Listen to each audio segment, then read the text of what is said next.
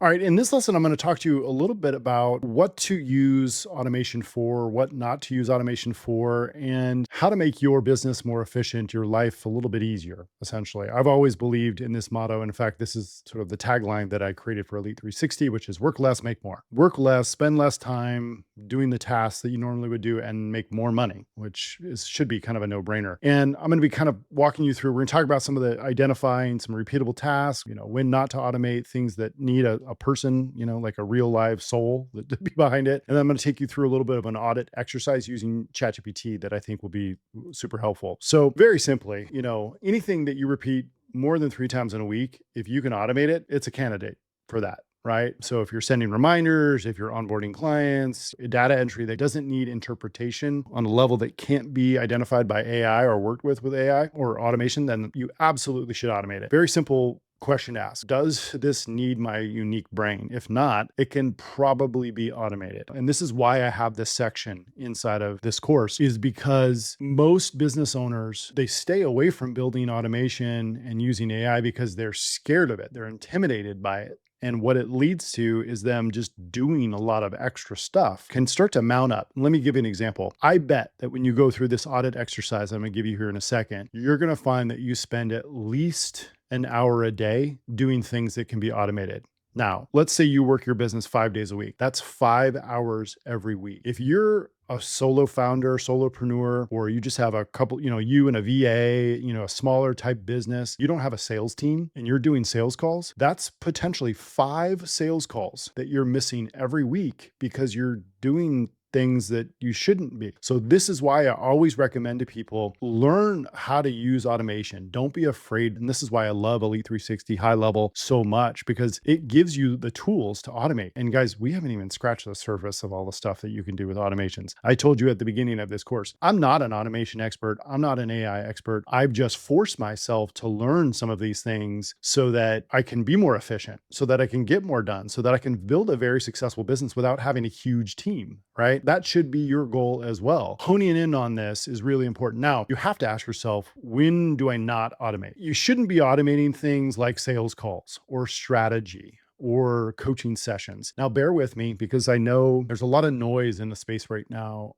Companies that offer like, fire your sales team. There are some businesses where that might work. For example, like a solar company that deals with a tremendous amount of volume. The days of door knocking are kind of over. Like we get them in our neighborhood. I cannot stand them. But if I got an automated text and a sales message and I replied back to it, and there's an automation that's kind of taking me through a discovery process and then to a salesperson, I'm totally fine with that. Okay, and I think most consumers are. In fact, my wife and I, our Christmas present to ourselves this year, we bought a very expensive door. Now, I went online and I was researching and I filled out a form, automated. It took me through an automated questionnaire. It followed up with me with an automated text that said, do I want to schedule an appointment? Absolutely, I did. The automation took me to a certain point. Now, the automation didn't come to my house, right? Obviously, a physical human person did. So that's what I would recommend. You think of automation and AI, like don't try to replace every piece of your business just because someone is selling some kind of tool somewhere that says that you can, or possibly. I think you can replace a lot up to a certain point. I used messaging in one of the previous lessons as an example, like that IGDM. Yeah, you could take it and have a conversation. We used to be able to do it with ManyChat, right? We would definitely have an initial message automatically fire back to that lead. Remember my speed to lead principle? It's important for people to get information quickly. Otherwise, they're going to forget about you. So that initial message,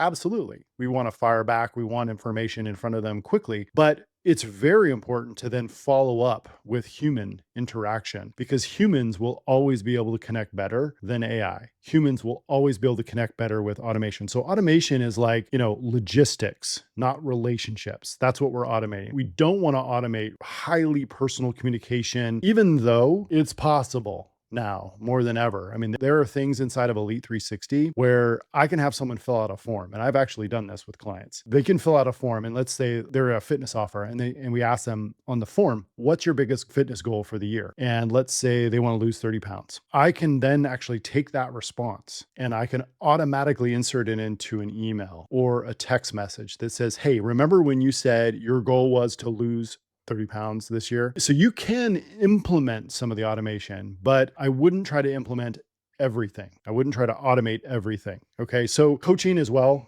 client management, clients want efficiency for sure, but they want authenticity. And I think finding the balance is really, really important. So don't get caught up in this world of AI is taking over the world and it's going to dominate everything. No, it's just going to make you more efficient, especially with quick to touch, right? Speed to lead principle, really quick, get them the information, follow up, nurture, but flag a person, bring a human being into that process. Okay. All right. Let's go through this audit exercise because I think it's really powerful. I've got a document here down below that you can download that basically is going to walk you through the prompts to go over to ChatGPT. And this is going to help you identify where you're spending your time. So prompt number one, act as a business workflow analyst. Here's a list of my typical weekly tasks. And then what you want to do is you want to list them out. There's a great book, by the way. I'll give them a plug. I don't get anything from it. It's a book by a guy by the name of Dan Martell called Buy Back Your Time. He does a really good job. It's not a AI process, which I'm sure he probably uses now, but it's a kind of a manual way to kind of score your calendar and give all of the activities that you have on your calendar a score and try to eliminate these things. Believe it or not, a lot of you are probably holding unnecessary meetings with your team, which is sucking up everybody's time. Oh, you're probably doing tasks that you could offset to a VA or an executive assistant or something like that. And I've been guilty of it too. And it wasn't until I started doing this, it was actually from Dan's book and going through this AI process. My executive assistant is my amazing wife. And there were things that I was doing in my business that I was uncomfortable about handing over to someone else, but I realized that they weren't growing my business. That wasn't where I was able to help my clients the most. So I taught her how to do it, and she's a brilliant person, so I'm able to trust her to do it. A lot of it is just that. It's just you being willing to kind of give up control and let automation or let someone else, kind of take the place of you in some of these places. So anyway, make your list of all the things that you're doing. And then what you're going to do, just drop the same thing. Please organize these tasks into categories: lead gen, sales, fulfillment, reporting, admin. Show which ones repeat weekly and highlight that. Step number two is you're going to prompt it to basically highlight the ones that represent or that are repetitive or time sucking. And then here's the prompt. From this list, this task list, identify the top 10 most repetitive and time sucking tasks. For each, explain why it's a good candidate for automation and what type of automation could replace it. Example, CRM workflow, Zapier, Elite 360. Or if you're not using Elite 360, I would implement like Go High Level or whatever, AI template example. And so drop that in there. And then you're going to prompt it to categorize these tasks into automate now, automate later, or keep manual. And then from here, you're going to prompt it to please explain why each task belongs in that category. And this is important because it's going to help you get some clarity. Step number 4, build one new automation every week until you're super clear here on exactly what you can automate, what you shouldn't be automating, what you should be. Prompt it to say, I want you to build one new automation each week until my hit list is clear. Based on my automate now category, create a 4-week roadmap that suggests the best automation to start with, provides simple steps, and explains the expected time saved or profit gain per week. All right. And there's some bonus prompts down below for mapping, some friction and other things. I won't go into that, but that simple exercise alone is going to blow you away. It's going to give you, by the end of this, you should get 89% of your repeatable processes should run without you. And you're going to be, I want you to come into Elite Marketer Academy and I want you to say, oh my God, Ben, I've identified 6 hours or 2 hours a day, 12 hours, 10 hours a week that I'm now free. And it's just taken a huge lift off of my stress. And I have more time to do sales calls and my business is more profitable. I would love to hear you say that because that's what this has done for me. It just takes a little bit of time. And this is the hard part. It takes a little bit of time to kind of dig in, create the SOPs. If you're going to be handing it off to someone else, or if you're going to be building the automation for it, it's going to take the time to learn. Either way, it's going to pay for itself in more free time. And that's going to compound many times over down the road. It already has done that for me. And it's really opened up my eyes to embracing giving up control, creating automations, embracing AI, and not trying to micromanage every little piece. Because in the grand scheme of things, that micromanagement isn't serving myself or the clients as best as it could be or should be. So anyway, there you go. Hopefully that is helpful to you guys. We'll see you in the next lesson.